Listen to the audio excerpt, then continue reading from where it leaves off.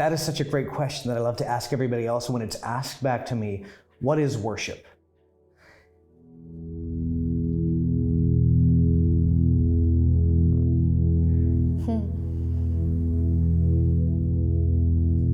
What worship is, it's the response that he's worth. Giving something that's of worth to someone who's worthy. Worship is the enjoyment of the creation that God gave us. When your heart begins to realize that God is supreme,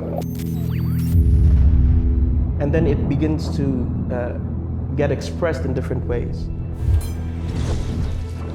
The picture we get of the kingdom of God is of congregational worship. So this is something that's going to last for eternity. There's really something special, I think, going on in the country. There's so many unique expressions that have not been tapped into yet. So what's really cool about the Royal Anthems project is that because worship is such an important piece of the life of the church, it's really saying, let's start with this important voice and at least try and do something there to bring some unity. Royal Anthems is about an expression of worship from the local church that represents the breadth of Canada. The big, vast land with a few people. Really with a heart for the nation of Canada and burden for it. There was a million missing pieces of infrastructure and where you would even start. And the truth is, it almost felt like, is this worth starting? Gathering people together is very challenging. It's also very expensive to do.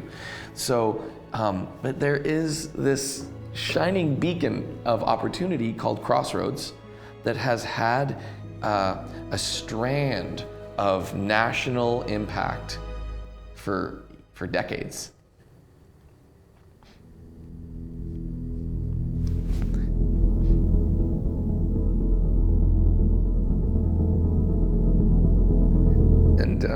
And for some reason, God has allowed for it to be a partner with the local church, stand on the sidelines, I would say, of what the local church is doing. And we needed to start somewhere, and we had seen that songwriting specifically was something that a lot of artists hadn't really ever collaborated on. There are conferences for worship leaders, there's training for worship leaders.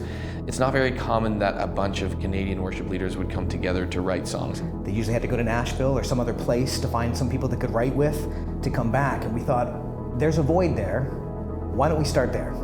What's been really cool is seeing it coast to coast. Like the group here, I was surprised. I thought, I was gonna be one of like 3 people from BC and then everyone from Ontario or something. And it's not. It's actually really representative of provinces all across the country. 22 invites, 22 came. That's an impossibility in itself. In each of the rooms, we didn't even know who was going to be in what room, but from room to room as you went,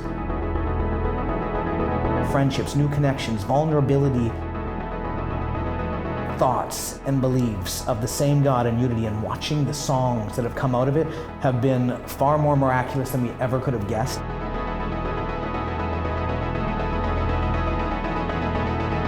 And if we can write songs and do creative work that the church will be unified in singing and experiencing together, that I think will start just intrinsically unifying the church together. Hopefully this is just a catalyst into more of this.